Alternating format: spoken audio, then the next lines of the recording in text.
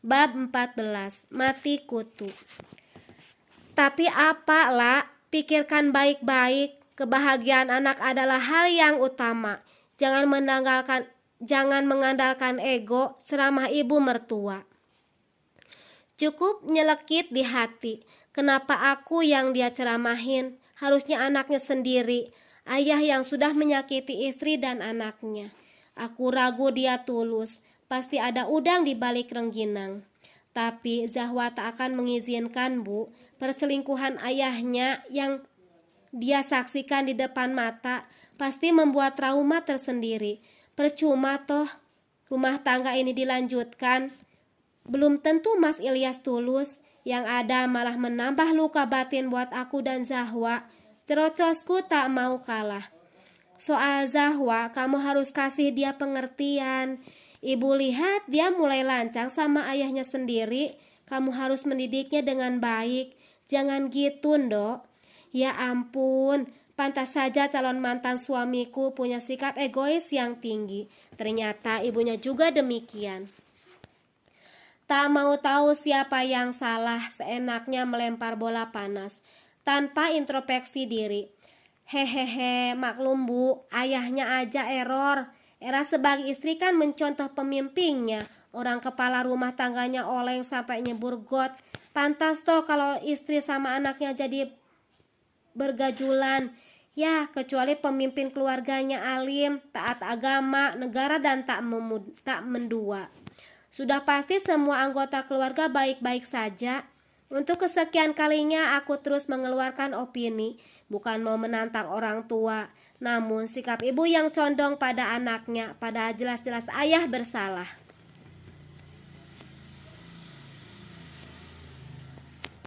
Begitu tak pantas. Cinta ibu pada anak memang tak terhitung kadarnya. Pasti melebihi luas dan dalamnya samudra Hindia maupun Pasifik. Namun seorang ibu tak boleh membela apalagi membiarkan anaknya. Jika berbuat kesalahan, bukan memperbaiki watak anak malah merusak karakternya. Sehingga terbentuk sikap mau menang sendiri, tak mau disalahkan dan suka melempar kesalahan pada orang lain. Ella, terserah kamu nak, ibu hanya memberi nasihat. Ingat nak, tak mudah jadi janda.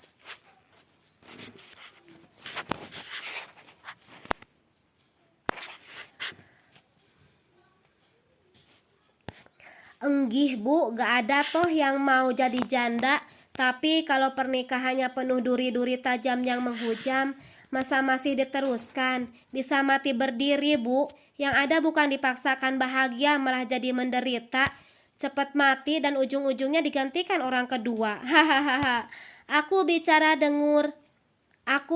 dengan tutur yang lembut, membubui sindiran dengan candaan, agar tak menunjukkan jadi pembangkang. Bagaimanapun aku berhutang banyak pada keluarga Pak Handoko.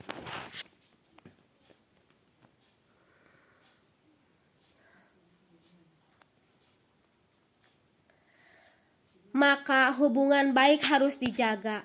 Biar anaknya yang bermasalah, jangan sampai orang tuanya ikut terkena imbasnya. Aku tak mau ada banyak benih kebencian. Cukup pada Ilyas saja. Pria itu memang banyak gaya, sesekali harus dikasih bom atom biar sadar. Ya sudah, Ndok, terserah kamu. Ibu masuk ke rumah begitu saja. Dia memamerkan raut kesal. Aku hanya tersenyum. Perkataan ibu aku anggap angin lalu. Sudah jelas perbuatan Ilyas keluar dari koridor janji pernikahan. Maka aku berhak menentang pendapat ibu. Mah, suara ayah membuyarkan lamunanku.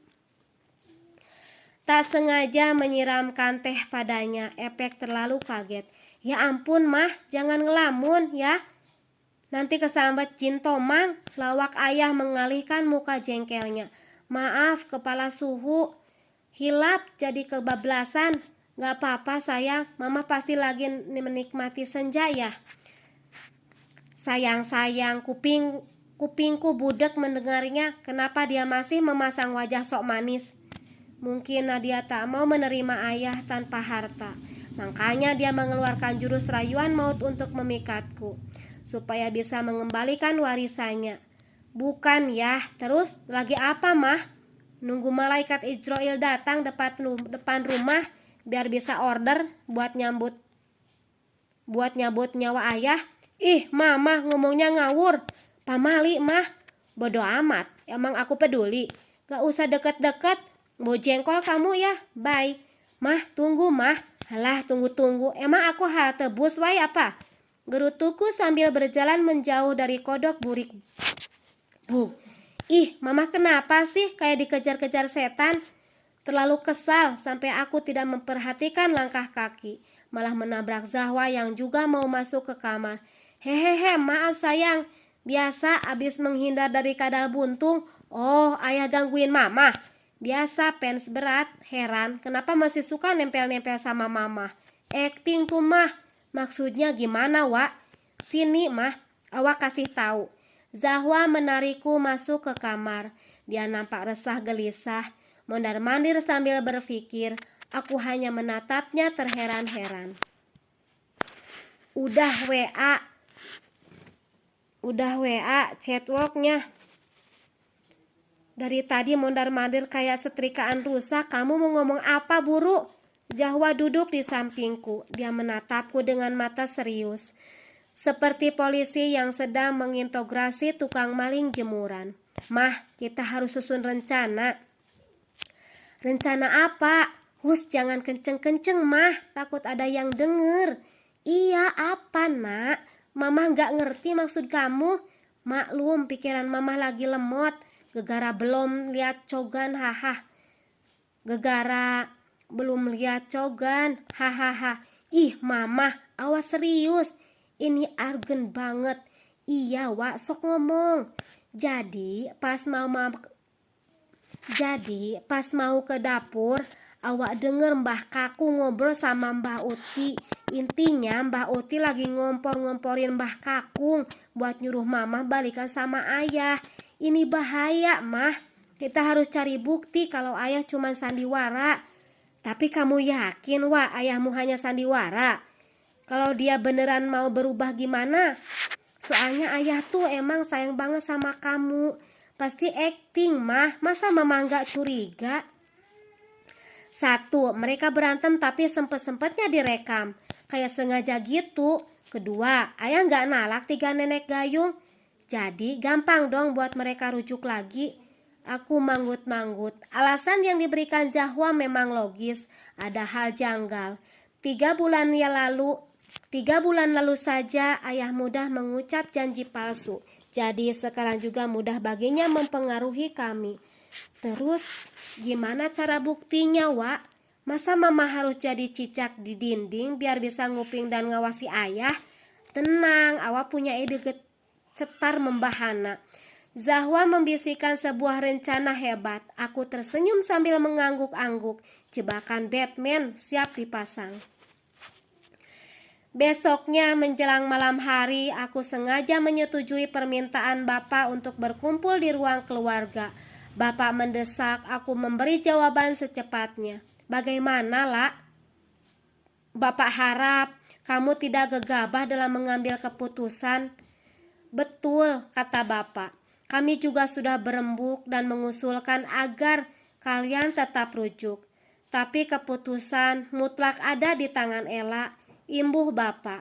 Ibu mertua langsung bungkam. Enggih Pak, Ela sudah berunding dengan Zahwa. Kami mau menerima ayahnya kembali.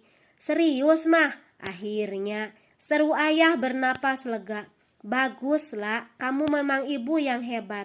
Keputusanmu ini sudah benar, sahut ibu mertua.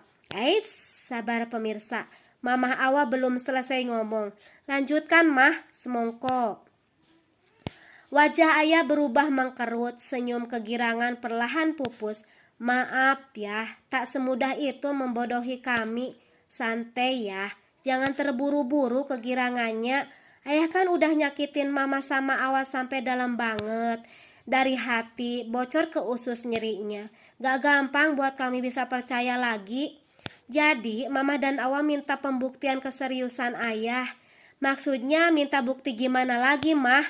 Tanya ayah mulai panik. Mamah tahu ayah menjatuhkan talak 3 kepada Nadia. melalui sambungan telepon. Gak bisa mah, kebetulan banget ponsel ayah hilang dari tadi pagi. Tenang ya, nih HP-nya ada di Awa. Zahwa memang mengambil ponsel ayahnya saat tengah malam. Lalu dia mengecek pesan. Betul saja perkiraannya. Ayah hanya melancarkan siasat licik. Nomor Nadia tidak diblokir, bahkan mereka membicarakan perkembangan rencana yang sedang dijalankan. Dari situ muncullah ide luar biasa dari putriku. Kenapa ada di kamu, Wak? Sini berikan ayah. Oh no. Kita telepon dulu nenek Gayung, biar ayah bisa langsung talak 3 dia. Gak bisa. Kenapa tidak bisa, Yas? Bapak setuju ide Nadia dan Zahwa? Kenapa tidak bisa, Yas? Bapak setuju ide Ella dan Zahwa? Itu Pak, Nadia kan sudah memblokir nomor Ilyas. Betul itu Pak, kemarin Ella sendiri yang mengeceknya. Bela ibu mertua. Penonton diharap tenang. Bisa dipastikan nomor Nenek Gayung dapat dihubungi. Cus, langsung saja kita panggil. Jangan. Ayah mencoba merebut ponsel di tangan Zahwa. Dengan sigap aku pasang badan untuk menghalangi. Enak saja kadal buntung mau lari dari kenyataan. Mari kita saksikan kejutannya. Jeng. Halo mas, aku melotot ke arah ayah. Supaya dia merespon panggilan Nadia. Aku tetap memberi jarak. Zahwa ada di belakangku, memegangi ponsel yang sudah diaktifkan fitur pengeras suara. Halo, kamu kenapa gugup gitu mas? Gimana rencana kita? Kamu udah berhasil meluluhkan hati istrimu dan mendapatkan warisan bapakmu? Duar, seisi ruangan menampakkan raut tegang. Ayah menjadi titik pusat perhatian. Belum keluar kata talak, kebenaran sudah terungkap. Bapak Handoko mulai memanas. Tangan mengepal kuat. Netra tak lepas memandang anak yang sudah mengecewakannya lagi. Sedangkan Zahwa, dia malah tersenyum penuh kemenangan. Hati anakku mungkin terbuat dari baja. Sama sekali tak terusik dengan kelakuan ayahnya. Mereka bukan lagi seperti anak dan ayah, namun lebih mirip Tom and Jerry.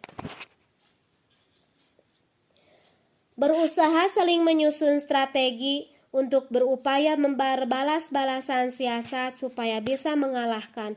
Mas, kenapa diem aja? Jawab mas, kita kan cuma pura-pura bercerai. Mas harus ingat itu. Pukulan mendarat dengan cepat di pipi ayah. Kericuhan terjadi. Dengan sigap ibu mertua dan aku memisahkan cengkraman bapak.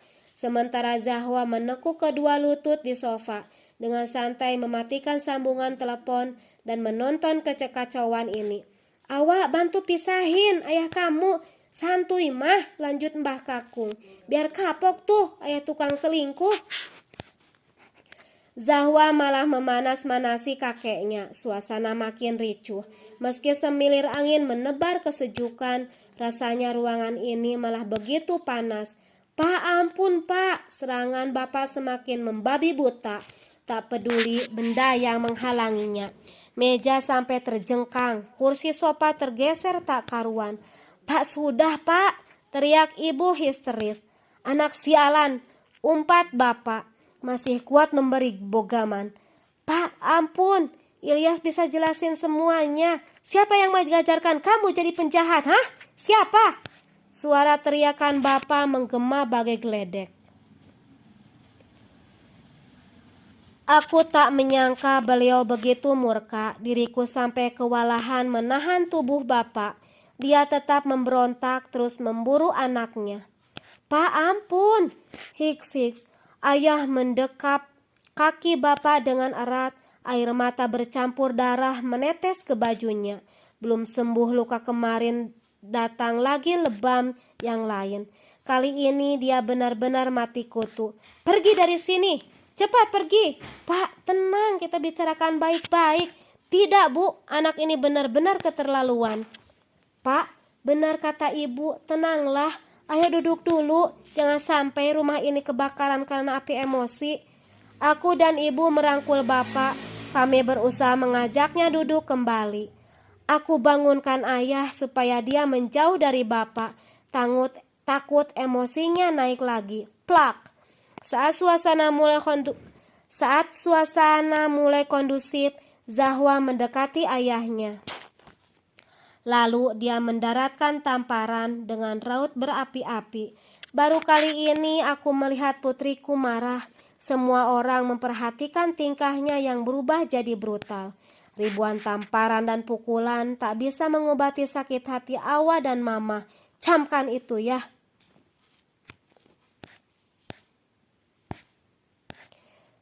Ribuan tamparan dan pukulan tak bisa mengobati hati sakit Awa dan Mama. Camkan itu ya.